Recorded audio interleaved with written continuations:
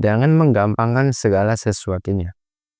Sosial media sekarang sangat banyak sekali orang secara mendadak menjadi seorang motivator.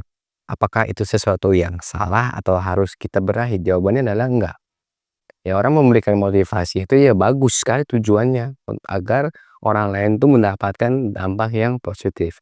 Nah, teman-teman semuanya, ketika kita mendapatkan suatu motivasi atau suatu quotes atau suatu ide, kita nggak menggampangkan. Maksudnya gini, ketika misalnya kita ada orang nih, seorang motivator ngomong kita tuh harus bermimpi jadi orang kaya dan lain sebagainya.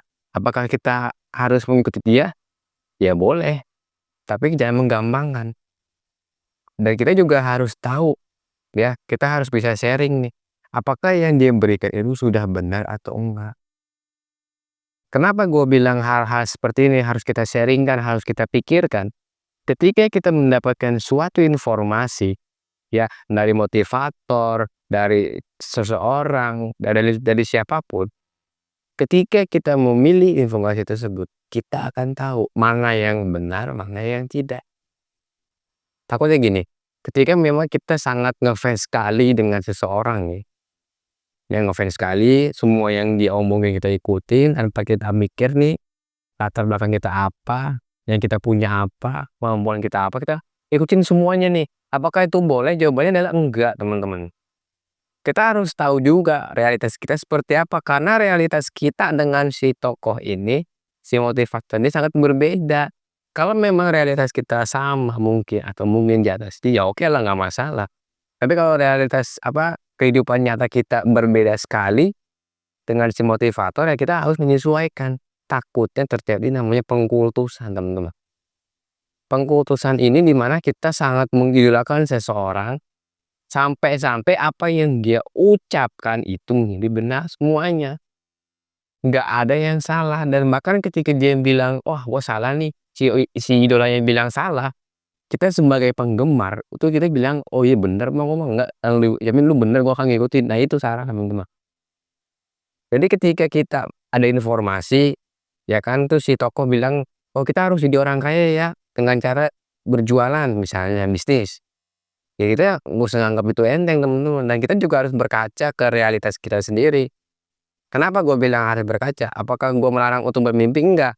Jadi gue nggak melarang teman-teman semua untuk memiliki cita-cita yang lebih tinggi, tapi kita juga paham akan realitas. Kita paham bagaimana keluarga kita, ekonomi, kemampuan kita, skill yang kita punya. Dan ketika ada seorang motivator berbicara seperti itu, kita juga harus sharing. Kalau misalnya dia ngasih taunya, tapi dia orang kaya sih, ya iya bener. Karena sekarang orang banyak loh, orang yang orang mampu, dia pura-pura kayak jadi orang susah, ngasih motivasi di TikTok, videonya rame. Kenapa orang Indonesia, orang-orang kita pada percaya? Karena dia menjual harapan, teman-teman. Konten dia menjual harapan, terus dia buktiin dengan gaya hidup dia yang mampu, ya kayak orang kaya itu. Jadi teman-teman semuanya yang nonton video ini, yang mungkin bernasib sama, kita lihat dulu nih idola kita tuh apakah sudah benar apa belum. Takutnya, ya, jadi isi konten ini sebenarnya sangat simpel sih, teman-teman. Yang pertama, kita harus tahu diri kita siapa, latar belakang seperti apa, dan awal kita ngikutin dia apakah bisa atau enggaknya itu. Yang kedua, kita harus paham akan realitas. Betul, itu intinya.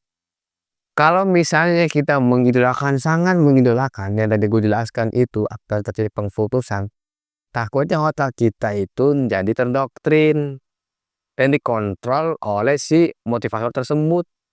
Itu nggak boleh, karena kita nggak punya kebebasan berpikir namanya. Kita ngikutin aja apa yang dia perintahkan, nanti kita ada perubahan sedikit, kita disesuaikan dengan apa yang kita punya, teman-teman, ya. Oke, jadi itu adalah untuk video kali ini. Semoga teman-teman dengan adanya video ini lebih paham lagi perihal hal-hal seperti ini. Sekian dan terima kasih.